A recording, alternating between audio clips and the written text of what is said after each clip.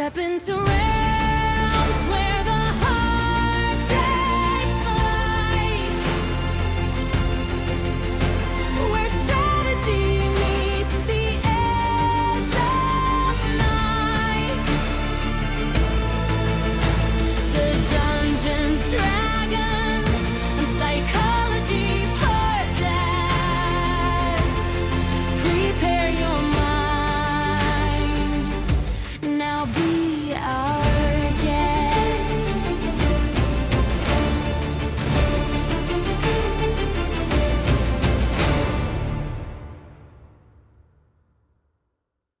Role-playing games like Dungeons & Dragons provide players with a unique opportunity to step into the shoes of characters and make decisions that impact the game world.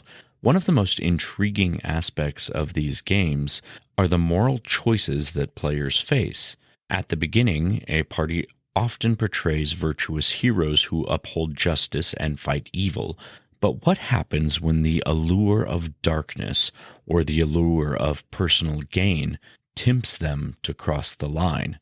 I'm Robert Walker, author of Session Zero, the DMG to writing great campaigns in any system, and this is my show where I teach collaborative storytellers how to have more immersive campaigns using psychology. And today we're going to delve into the fascinating world of role-playing games, exploring the psychology behind moral choices.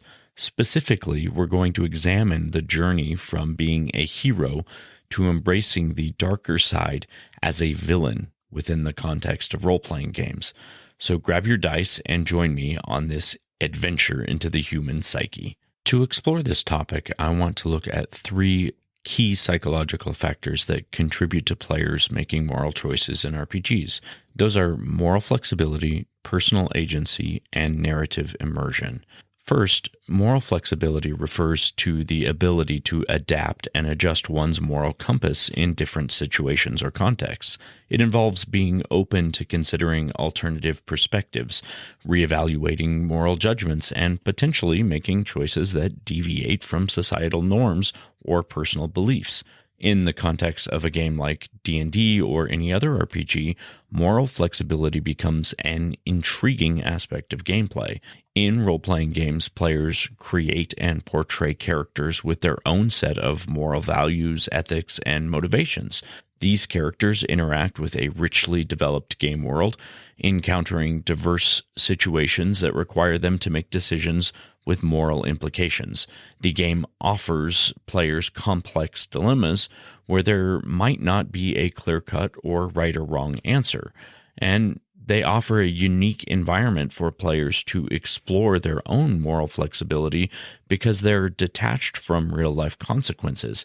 Players can experiment with different moral perspectives, test the boundaries of their characters' values, and even play morally ambiguous or villainous roles. This freedom allows players to delve into the psychological exploration of what it means to make difficult moral choices and experience the consequences of those decisions. By embodying characters with varying moral outlooks, players can gain insights into different ethical frameworks and challenge their own preconceptions. They might find themselves torn between conflicting choices, wrestling with the consequences of their actions, or grappling with the motivations behind the character's shifting moral compass. And in role-playing games, a skilled dungeon master can encourage players to think deeply about their character's beliefs, motivations, and personal growth. It can invite them to consider the complex factors that influence moral decision-making, like personal desires, loyalty to allies, preservation of life, and pursuit of justice, even the allure of power. As players navigate through your game and are faced with moral choices, they can reflect on how their characters' decisions align or diverge from their own moral stances and what that reveals about their own moral flexibility as individuals. Ultimately, moral flexibility in role-playing games provides a safe space to explore the nuances of morality, expand a person's capacity for empathy, and gain a deeper understanding of the complexities inherent in ethical decision-making. It allows your players to step into the shoes of their characters and experience the consequences of bad choices, fostering personal growth and self-reflection in the process. Now, personal agency, on the other hand, refers to an individual sense of control, of autonomy, and the ability to make decisions that shape their own actions and experiences. In the context of role-playing games, personal agency plays a significant role when a good character goes bad. When players create their characters, they are often given a great deal of agency over the development of their character and choices. They have the freedom to determine their backstory, their personal traits, their moral compass, and even the physical and other stats of the character, like what heritage or what species are they playing. As the game progresses, the players navigate their characters through various encounters and situations, making these moral decisions. When a good character goes bad in a role-playing game, personal agency becomes central to that narrative. The player, as the agent controlling the character's action, has the power to guide their character's moral trajectory. This transformation from a virtuous hero to a morally ambiguous or even villainous character can be influenced by several factors. First, personal desires and motivations can drive the character shift towards darker paths. Perhaps the character becomes disillusioned with the constraints of the previous moral code, or feels compelled to pursue personal gain, revenge, or power. Personal agency allows the player to make choices that align with these changing motivations, gradually shifting the character's moral alignment. Secondly, the interactions and relationships the character forms within the game world can influence their moral choices. The character might be influenced by morally ambiguous allies or powerful antagonists or tempting offers that challenge their existing values. The player agency enables them to decide how their character is going to respond to these influences, whether succumbing to the darker temptations or striving to maintain their virtuous path. And furthermore, personal agency allows players to explore the psychological complexities of their character as they grapple with their moral descent. They can delve into the internal conflicts, rationalizations, and justifications that the character experiences as they justify their increasingly questionable actions. This exploration of personal agency in the context of the character's moral transformation adds depth and complexity to the game's storytelling. It provides unique opportunity for players to examine the consequences of the character's choices and how personal agency influences moral journey. It also allows them to reflect on their own desires, values, and ethical boundaries as they are navigating a character's path from good to bad. The exploration of personal agency in this context can promote personal real-world self-reflection, empathy, and deeper understanding of human capacity for both light and darkness. And finally, narrative immersion refers to when players become deeply engaged in the story. We have talked about this idea a lot in this podcast, and that is because narrative immersion for me is one of the most important parts about having a great campaign. Characters and your world of role-playing game all add to narrative immersion. It involves a sense of being absorbed in the game's story, experiencing the emotional connections with characters, and feeling invested in the outcomes of the character choices. When it comes to moral choices in role-playing games, narrative immersion can have a profound impact, especially in the context of heroes becoming villains. In games, players often develop a strong attachment to their characters and the game world. They invest their time and effort into crafting the character's backstory, personality, and values, and forging a connection that goes beyond mere gameplay.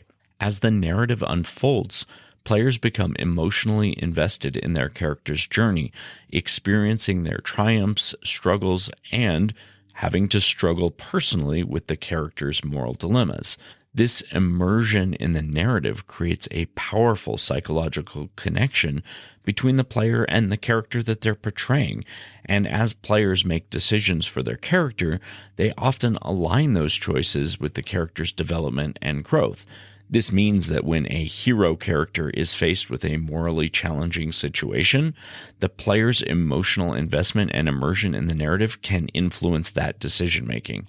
Narrative immersion can make players more inclined to make choices that align with their character's evolving personality, motivations, or internal conflict. For instance, a hero that faces a personal tragedy, a betrayal, or a gradual erosion of hope, the player's immersion can lead them to explore the character's descent into darkness or along a morally ambiguous path. They may be even compelled to make choices that reflect the character's changing worldview, even if that means crossing moral boundaries. Moreover, narrative immersion can evoke empathy and understanding for the character's struggles and temptations. Players might find themselves justifying or rationalizing their character's morally questionable decisions based on the emotional investment that they've made in the narrative. This empathic connection can make it easier for players to embrace a perspective of their character, blurring the lines between the player's personal moral values and the moral values of their character. The immersion in the narrative also amplifies the impact of character choices. So as players witness the consequences of their character's action within the game world, they experience a heightened sense of agency and responsibility for those characters. The weight of these choices can evoke a strong emotional response, leading players to make decisions that have a lasting impact on the character's moral alignment and the overall narrative of the story and the trajectory of the plot. In the context of heroes becoming villains, narrative immersion can provide players with a captivating, transformative experience. It allows them to explore the complexities of their character's moral journey and the motivations that drive them into deeper darkness, and ultimately what the consequences of those choices are going to be. This immersion deepens the player's engagement with the story, fostering a more nuanced and emotionally resonant gameplay experience. So, in conclusion, with narrative immersion, RPGs influencing moral choices by fostering emotional investment and shaping decision making and understanding and amplifying the impact of those choices. When heroes become villains, narrative immersion provides players a powerful platform to explore the intricacies of what a moral transformation looks like and helps them delve into the psychological depths of their characters, helping create that rich and immersive storytelling experience. Now, as a game master, I have witnessed players struggle with moral choices. To be 100% honest, it's often because I like to put moral choices and difficult moral dilemmas in the path of my players, because I sort of like watching the players out of character struggle with what their in character, the character they're portraying in the game would do. Some players willingly embrace villainy, while others feel conflicted and guilty about crossing moral boundaries. It is fascinating to observe how these choices affect the dynamics between players and the overall trajectory of the game and the game experience. These experiences show us how RPGs can provide a unique avenue for exploring our own ethical frameworks and complexities of human nature. So whether you're a player or a game master, what is really important if you are going to embrace a game or run a game that involves a fall from good, so to speak, and descent into evil, is you should take a moment to reflect on how it aligns with your own values and explore the psychological impact of your choices. But moreover, it is really important that the entire game group is consenting to this type of a story. We talked about several episodes ago about the value of embracing darker stories and how to safely engage darker stories at your table. A big part of that is making sure that while maybe comfort isn't the right word, your players are always feeling safe in that experience, and they feel safe exploring that moral ambiguity. Discuss this in your session 0.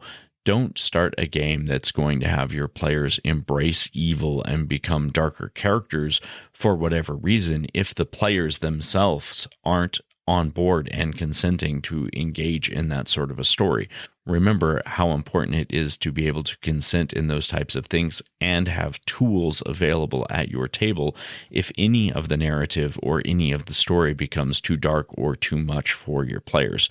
Include things like game ratings or X cards or other things that might allow you the opportunity to stop the narrative where it is and sort of pivot or change things from being a line to a veil. What is going to be the avenue for your players to let you as a dungeon master know that they want the story to evolve a little bit differently, or they want to stop exploring that particular topic in the context of that game, or even just need a moment to take a break.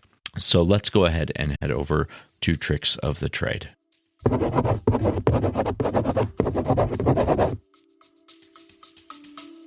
We'll be right back. Hey, Cyclithids, if you love the Dungeons, Dragons, and Psychology podcast and want to help keep it alive, there are a ton of ways you can support the show. Join us on Patreon for exclusive content like NPC character sheets, early access to new products, and even first looks at DM's Assistant app. You can also grab gaming-inspired merch on the Etsy shop, Games for Games, or pick up one of my books, The Player's Handbook to Real Life, or Session 0, the DMG to Writing Great Campaigns in any system. And even if financial support isn't in the cards for you, you can still help by sharing the show, leaving reviews, or introducing new players to our community. Links are always in the show notes, and thank you for being the heart of our adventure. Today in Tricks of the Trade, I want to discuss 5 ideas for how a hero could become a villain. What could their fall from grace be? So the first idea is betrayal and loss. The hero could experience a profound betrayal by someone they trusted or a devastating personal loss. They could become consumed by anger, grief, and a desire for revenge, forsaking their moral compass and embarking on a path of vengeance, gradually transforming into a ruthless or morally ambiguous figure. Secondly, the idea of the corruption of power. The hero could attain a position of great power or influence, which can begin to corrupt their sense of righteousness. The temptations and privileges that come with their newfound status could lead them to make morally compromising decisions, gradually eroding their original ideals and transforming them into a power-hungry or tyrannical figure. Next, the ends justify the means. So the character could be faced with an existential threat or a dire situation. The hero could become convinced that extreme measures would be necessary to ensure the greater good. They abandon their ethical boundaries, resorting to questionable tactics, manipulation, or even acts of cruelty as they believe the ends justify any means. Next is moral relativism.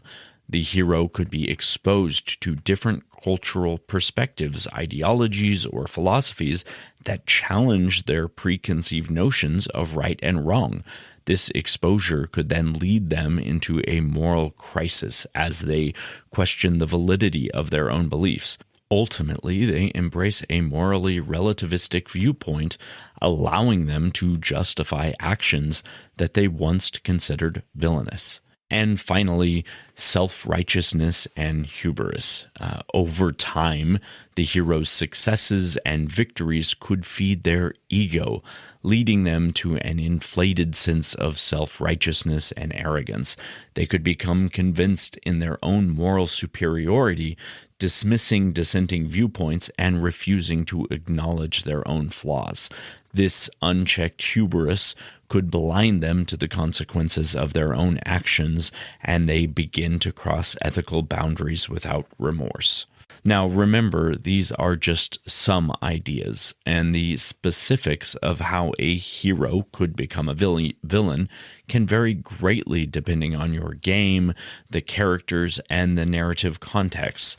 It's essential to explore the character's motivations, emotions, and internal struggles throughout a transformation such as this, creating a compelling and complex journey from hero to villain. Now, I will also say on a personal note that this path, this fall from grace, is something that has personally fascinated me as a DM for a long time, and I have been working on an adventurer module that will do just that, put characters on a series of basically no-win scenarios where they're forced to choose between the greater of two evils. But the whole point of that is that they're still being forced to choose between evils, and ultimately, their road to hell, their path of falling from grace, is going to be paved with good intentions, as the saying goes. And I just think that's a really fun way to experience and explore a bunch of these moral nuances. So let's go ahead and head over to our knowledge check. For our knowledge check today, I want to look at an article that comes to us from the George Lucas Educational Foundation, and it is called The Benefits of Teaching Ethical Dilemmas by Laura Lee. And this article talks about how teaching ethics can not only help students become better decision makers, but it also helps develop crucial academic and social and emotional competencies. One of the key things that it points out is that introducing ethical dilemmas in the classroom, or for our case, we're going to be talking about in a role-playing game, is that it can open up opportunities not only for debate, but for critical thinking. And it also can help foster personal growth and empathy for other viewpoints, as well as self-reflection.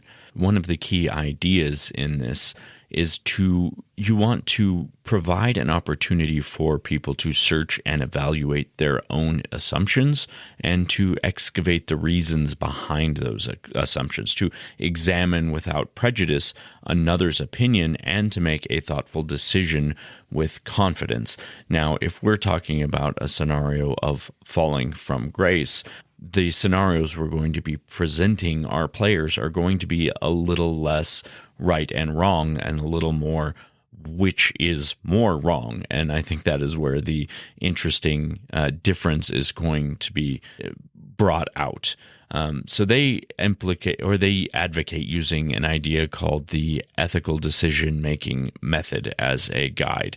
Now, in this framework, students would be presented with ethical decisions like, which one is going to be the lesser of two evils, which can be the same sort of thing we're going to be presenting to our players, giving them the opportunity to dig deep into consideration of how to make a difficult decision, but also what values underlie the decision that is being made and what the eventual consequences of those decisions are going to be. The article goes on to talk about how exploring conflicts from different points of view and striving to understand the value behind an opinion can make people more empathetic to others.